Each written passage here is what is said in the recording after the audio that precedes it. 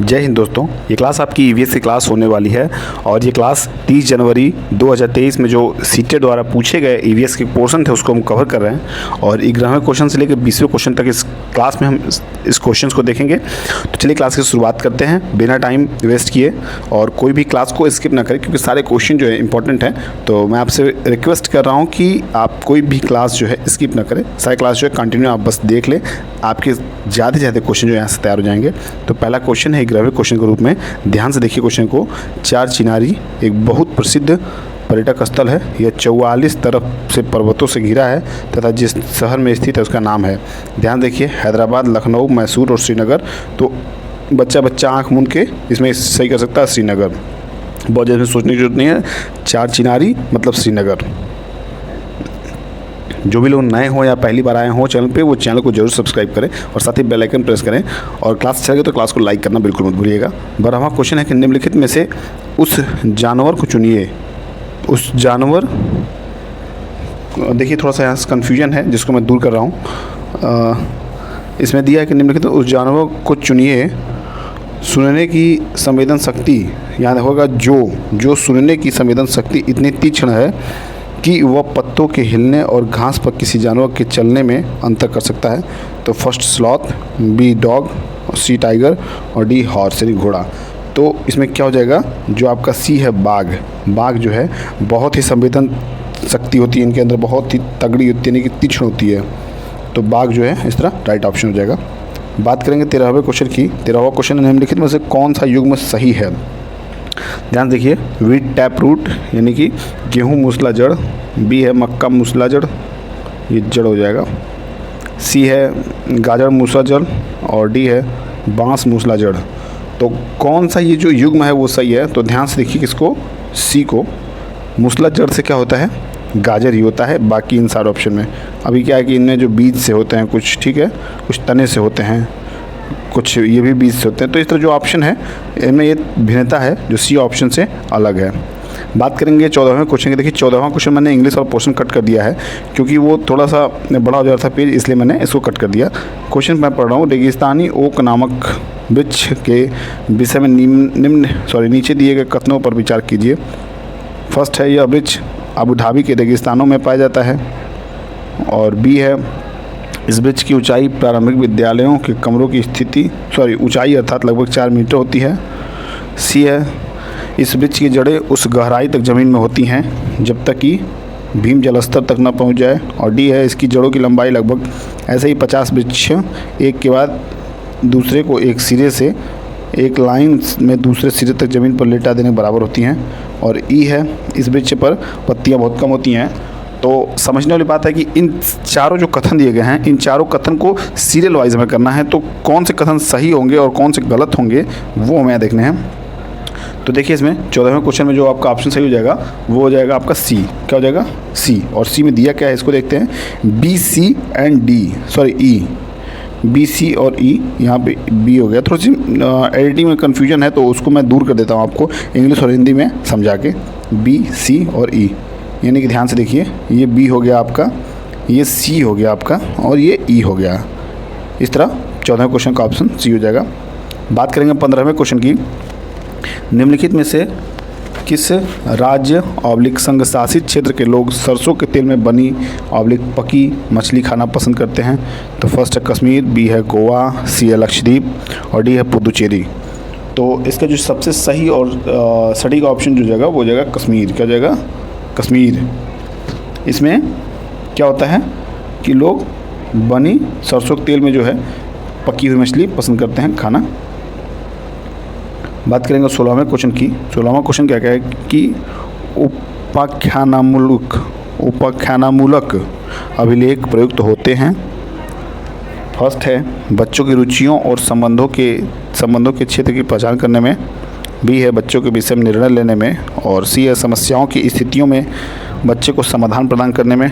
और डी है, बच्चे की क्षमताओं और कमजोरियों को जानने में। तो इसमें सही विकल्प चुनना है। तो सही विकल्प क्या हो जाएगा उसको मैं आपको बता रहा हूँ जल्दी से ताकि बहुत ज़्यादा टाइम वेस्ट ना हो। ध्यान से देखिए किसको, डी वाला ऑप्शन को।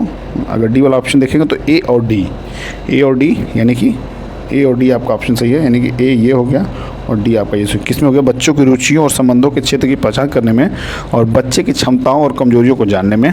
तो इस तरह जो आपका ए और डी ऑप्शन सही हो जाएगा। बात करेंगे 17वें क्वेश्चन की। 17वां क्वेश्चन क्या कह रहा है कि सरसों का पाठ पढ़ाने से पूर्व आस्था ने अपने 4 के शिक्षार्थियों से 2 छोटे प्रश्न पूछे। इसके द्वारा आस्था जानना चाहती है, क्या जानना चाहती है, विद्यार्थियों के पूर्व ज्ञान को जानना चाहती है, या बी ऑप्शन कि क्लास में यानी कक्षा में बुद्धिमान विद्यार्थियों की पहचानना। और ध्यान से देखिए जो डी और ई ऑप्शन है ये थोड़े से, ये सी और डी, ये ई नहीं है, यहाँ पे सी है, तो इसको ध्यान दीजिएगा कि अच्छे विश्वास और कौशल को विद्यार्थियों को पहचानना। और डी है आपका, जो डी है वो आपको हो जाएगा कि विषय मसाले के विषय में विद्यार्थियों में के विचार प्राप्त करना। ध्यान से इसको देखिए, मैं कट कर रहा हूँ कि विषय मसाले के विषय में विद्यार्थियों से विचार प्राप्त करना। यहाँ बीफा हो गया है तो इसको ध्यान से यहाँ विचार कर लीजिएगा, ये विचार कर लीजिएगा। तो क्या ऑप्शन सही हो जाएगा, देखिए ऑप्शन जो पेपर में दिया गया है, आयोग ने इसका उत्तर ए और डी दोनों माना है। क्या माना है, ए और डी दोनों माना है। तो ए और डी दोनों माना है आयोग ने, तो आप भी दोनों के सेंस में ही रखिएगा बात को। थोड़ी इसमें कन्फ्यूजन है, बाकी इस क्वेश्चन बहुत ज़्यादा देखने की जरूरत नहीं, लेकिन ए और डी आप भी याद रखिएगा, विद्यार्थियों के पूर्व ज्ञान को जानना और विषय मसलों के विषय में विद्यार्थियों को विचार प्राप्त करना। बात करेंगे 18वें क्वेश्चन की।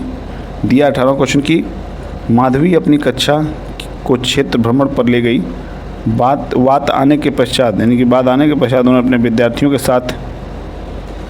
के साथ में क्या है, विद्यार्थियों के साथ, ये देखिए यहाँ भ्रमण है, क्या है, ये भ्रमण है, विद्यार्थियों के साथ भ्रमण पर चर्चा की।